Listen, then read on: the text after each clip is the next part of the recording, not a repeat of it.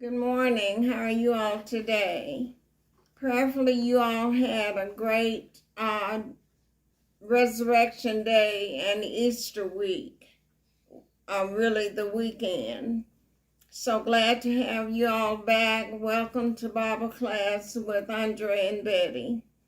We're continuing in the book of 1 Samuel, and today we're in chapter 5. And we're focusing on the subject, the ark was taken. Now, the importance of the ark being taken, it means the glory of God has departed. Because the ark was taken by the Philistines, who were enemies of the nation Israel. And Ichabod means the glory has departed.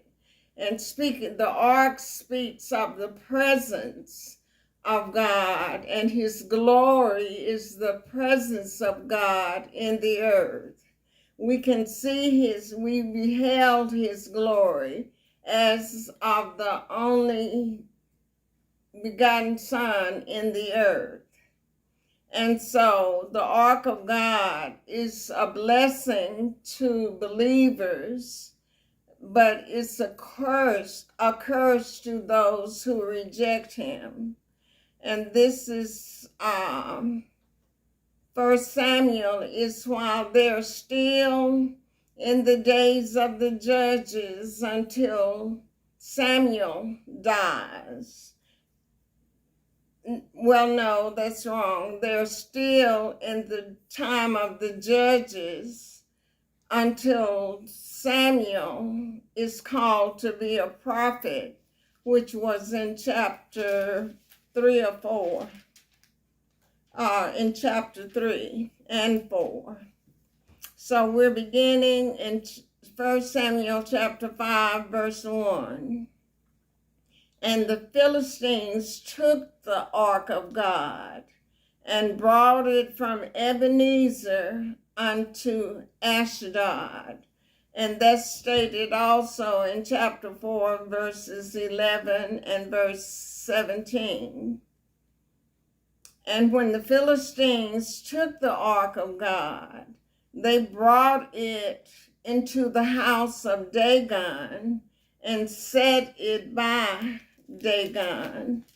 Now let's see who Dagon is. Judges chapter 16, verse 23. Then the lords of the warlords of the Philistines gathered themselves together for to offer a great sacrifice unto Dagon their God, and to rejoice. For they said, our God had delivered Samson, our enemy, into our hands. So Dagon, they put the ark up on the, next to Dagon, an idol god. And he's God of the Philistines, of the Philistines. Verse 3. And when they of Ashdod arose early on the morrow, behold, Dagon was fallen upon his face to the earth before the ark of the Lord. And they took Dagon and set him in his place again. That's an idol god. You can sit them where you want to, put them where you want to, but they can't see, hear, taste, or touch. They can't do anything except by an evil spirit that is imposed upon man by Satan in their thought life. So to them, they could he's fallen down, but they can pick him up and set him back in place.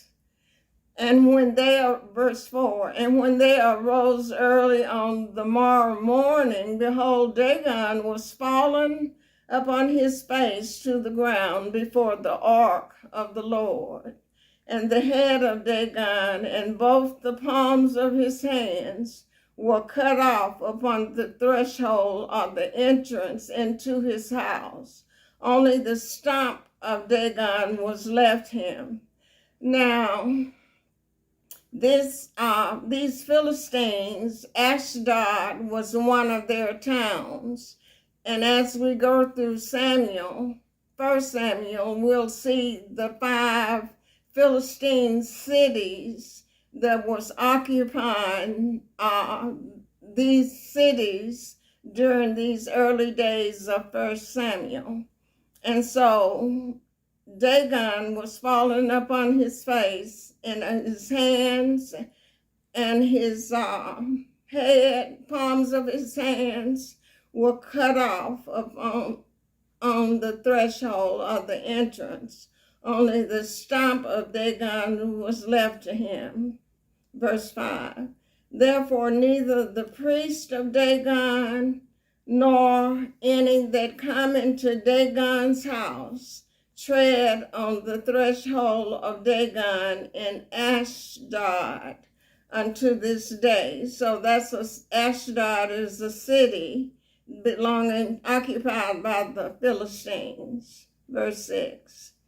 But the hand of the Lord was heavy upon them in Ashdod, and he destroyed them and smote them. He is the Lord. Smote them with hemorrhoids or hemorrhoids or painful sores, even Ashdod and the coasts thereof, all the borders of Ashdod. The people were stricken with painful sores or hemorrhoids. And when Dagon had fallen upon his face and left as a stump, is showing that God has power over Satan and his demons. And so when we release ourselves to the Lord, then we have dominion over this persistently sinning in our flesh. And that lesson was taught from the book of Romans, and we taught that whole book some time ago. Verse 7. And when the men of Ashdod saw that it was so, they said, the ark of the God of Israel shall not abide with us, for his hand is severe upon us and upon Dagon our God. So now they see how they should not have the ark of God, but they took it from Israel during that fighting part in chapter 4, verse 8. They sent therefore and gathered all the lords of the warlords of the Philistines unto them and said, what shall we do with the ark of the God of Israel? And they answered, let the ark of God of Israel be carried about to Gath. Gath is another Philistine territory, so that's not the second town occupied by the Philistines.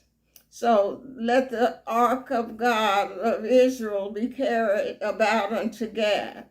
And they carried the ark of God of Israel about thither. They took the ark to Gath. Thither means there in Gath. And they're treating the ark as though it's an object to be help for them, but it's ending up being a curse for them. Verse 9. And it was so that after they had carried it about, the hand of the Lord was against the city with a very great destruction, and he smote the men of the city, both small and great, and they had hemorrhoids in their secret parts, or in their private area. And these again are painful sores. Verse 10. Therefore they sent the ark of God to Ekron. Ekron is the third Philistine town. And it came to pass, as the ark of God came to Ekron, that the Ekronites cried out, saying, They have brought about the ark of God, of the God of Israel, to us, to slay us and our people. Verse 11. So they sent and gathered together all the lords of the Philistines and said, Send away the ark of the God of Israel and let it go again to his own place. Send it back. They're thinking Ebenezer, but the ark belongs in Shiloh. And so let it go again to his own place, that it slay us not and our people. For there was a deadly destruction throughout all the city. The hand of God was very heavy there. Verse 12. And the men that died not were smitten or stricken with the hemorrhoids, and the cry of the city went up to heaven. So they are out of order in taking the ark of God, and we're going to see later, I think it's in 2 Samuel, where David is going to use the Philistine way to bring the ark back to Jerusalem, and God is going to kill a man for stretching out his hand to hold the ark in place, because the oxen had stumbled, and by him touching or trying to grab hold of the ark, God struck him dead. And thank God for Jesus, because if it were not for God's mercies, we would all be consumed. You see, people, children, and people all over the Old Testament, they are being judged immediately and dying quickly. But in the New Testament, you hardly read about people dying. They go to sleep, because absent from the body is present with the Lord for those believers who die before the rapture.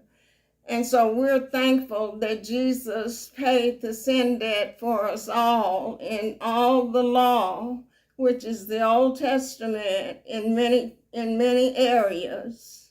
Jesus fulfilled every detail of everything God demanded, and thus he became our Redeemer through his perfect sacrifice. So thank you all so much. This was a brief lesson, but we're going to continue on anyway next week, and we'll be in chapter 6. So thank you all for listening. Remember to push like and subscribe and share for those of you who have not. Have a great day and a great week. Bye.